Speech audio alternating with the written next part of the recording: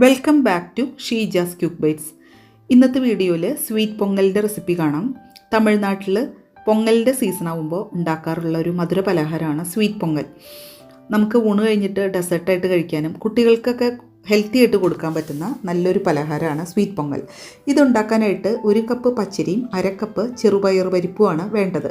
പൊന്നിയുടെ പച്ചരി ഉണ്ടെങ്കിൽ അതെടുക്കുന്നതായിരിക്കും നല്ലത്, അതല്ലെങ്കിൽ സാധാരണ പച്ചരി എടുത്താലും മതി. 1/2 കപ്പ് ചെറുപയർ പരിപ്പും എടുത്തിട്ടുണ്ട്. ആദ്യം നമുക്ക് ചെറുപയർ പരിപ്പ് കഴുകി ഒരു അരിപ്പയിൽ വയ്ക്കാം. അതിനിടയിൽ ഞാനിത് കുക്കറിലാണ് കുക്ക് ചെയ്യുന്നത്. കുക്കർ ചൂടാക്കി 1 ടീസ്പൂൺ നെയ്യ് ഇട്ട് കൊടുക്കാം. നെയ്യ് നന്നായി മെൽട്ടായി വരുമ്പോൾ കഴുകി വെച്ചിരിക്കുന്ന ചെറുപയർ പരിപ്പിട്ട് മീഡിയം ഫ്ലെയിമിൽ വെച്ച് ഒരു 2 മിനിറ്റ് മാത്രം ഒന്ന് വറുത്തെടുക്കുക. ഇങ്ങനെ ചെയ്യുമ്പോൾ ഈ ചെറുപയർ പരിപ്പിൻ്റെ ആ ഒരു പച്ചക്കുത്തിൽ നന്നായിട്ട് മാറിക്കിട്ടും. ഇനി നമുക്ക് അരി നന്നായി കഴുകി അരിപ്പയിലിട്ട് വെള്ളം പോയതിന് ശേഷം ഈ പരിപ്പിൻ്റെ കൂടെ ഇട്ട് 2 മിനിറ്റും കൂടെ മീഡിയം ഫ്ലെയിമിൽ വെച്ച് ഫ്രൈ ചെയ്തെടുക്കാം. 2 മിനിറ്റ് ഫ്രൈ ചെയ്ത് കഴിഞ്ഞു. ഇനി ഇത് വേവാനായിട്ട് ടോട്ടലായിട്ട് 5 കപ്പ് വെള്ളമാണ് വേണ്ടത്. അതിൽ ഞാൻ ആദ്യം 1 കപ്പ് പാലും ബാക്കി 4 കപ്പ് വെള്ളം കൂടെ ചേർത്തിട്ടാണ് ഇത് വേവിക്കുന്നത്. പാല് ചേർക്കാൻ ഇഷ്ടമില്ലെങ്കിൽ 5 കപ്പ് വെള്ളം ചേർക്കാം. പാല് ചേർക്കുകയാണെങ്കിൽ ഈ പൊങ്ങൽ നല്ലൊരു ക്രീമി ടെക്സ്ചറിലായിട്ട് കിട്ടും. അപ്പോൾ ടോട്ടലായിട്ട് 5 കപ്പ് വെള്ളമായിട്ട് ചേർത്തിട്ടുണ്ട്. 1 കപ്പ് പാലും 4 കപ്പ് വെള്ളവും. ഇനി അടച്ചു വെച്ച് ആവി വരുമ്പോൾ വിസിലിട്ട് മീഡിയം ഫ്ലെയിമിൽ വെച്ച് തന്നെ 4 വിസിൽ വേവിച്ച് ഓഫ് ചെയ്ത് വയ്ക്കാം. ആ സമയം കൊണ്ട് നമുക്ക് കുറച്ച് നെയ്യ് ചൂടാക്കി കാഷ്യൂനട്ട് കിസ്മിസൊക്കെ ഒന്ന് വറുത്ത് കോരിയെടുക്കാം. അപ്പോൾ നെയ്യ് മെൽട്ടായി ചൂടായി വന്നിട്ടുണ്ട്. ഇതിലേക്ക് മീഡിയം ഫ്ലെയിമിൽ വെച്ച് തന്നെ കാഷ്യൂനട്ട് ഇട്ട് ലൈറ്റ് ഗോൾഡൻ കളറാകുമ്പോൾ നമുക്ക് കിസ്മിസും കൂടെ ചേർത്ത് നന്നായിട്ട് ഫ്രൈ ചെയ്തെടുത്ത് മാറ്റി വയ്ക്കാം. കാഷ്യൂനട്ടും കിസ്മിസും ഫ്രൈ ചെയ്തെടുത്ത് മാറ്റി വെച്ചിട്ടുണ്ട്. ഇനി ഈ പൊങ്ങലിന് ഈ ഒരു അളവിൽ ഉണ്ടാക്കുമ്പോൾ 400 ഗ്രാം ശർക്കരയാണ് വേണ്ടത്. അതിൽ 1 കപ്പ് വെള്ളമൊഴിച്ച് ഉരുക്കി അരിച്ചു വെച്ചിരിക്കുന്ന ശർക്കരപ്പാനിയാണിത്.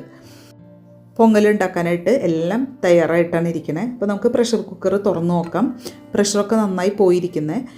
പരിപ്പും അരിയൊക്കെ നന്നായി വെന്ത് വെള്ളമൊക്കെ പാകത്തിന് വറ്റിയിരിക്കുന്നുണ്ട്. സ്പൂൺ വെച്ച് നന്നായിട്ടൊന്ന് ഇളക്കി ഉടച്ചു കൊടുക്കാം.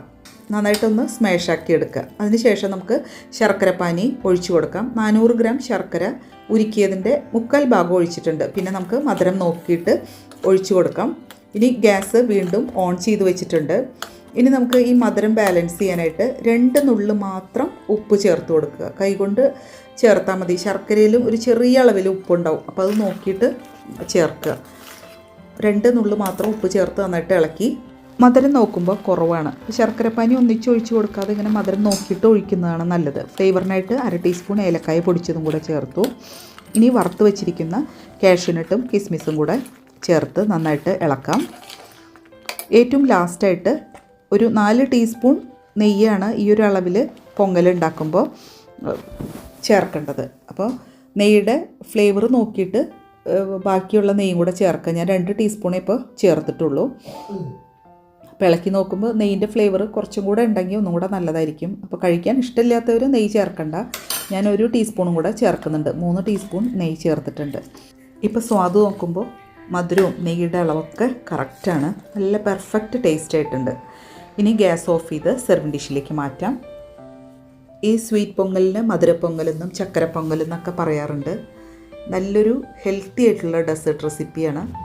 നമുക്ക് ഊണ് കഴിഞ്ഞിട്ടൊരു മധുരം കഴിക്കണം തോന്നുമ്പോൾ ഹെൽത്തി ആയിട്ടുള്ള മധുരമൊക്കെ ഉണ്ടാക്കി കഴിക്കാം. കുട്ടികൾക്ക് കൊടുക്കാനും ഈവനിങ്ങിലൊക്കെ കൊടുക്കാൻ നല്ലൊരു പലഹാരമാണ്. അപ്പോൾ നിങ്ങൾ ഉണ്ടാക്കി നോക്കിയിട്ട് നിങ്ങളുടെ ഫീഡ്ബാക്ക് അറിയിക്കുക. വീഡിയോ ഇഷ്ടമായി ഒന്ന് ലൈക്ക് ചെയ്യാനും മറക്കരുത്. നല്ല റെസിപ്പിയുമായി വീണ്ടും കാണാം. താങ്ക്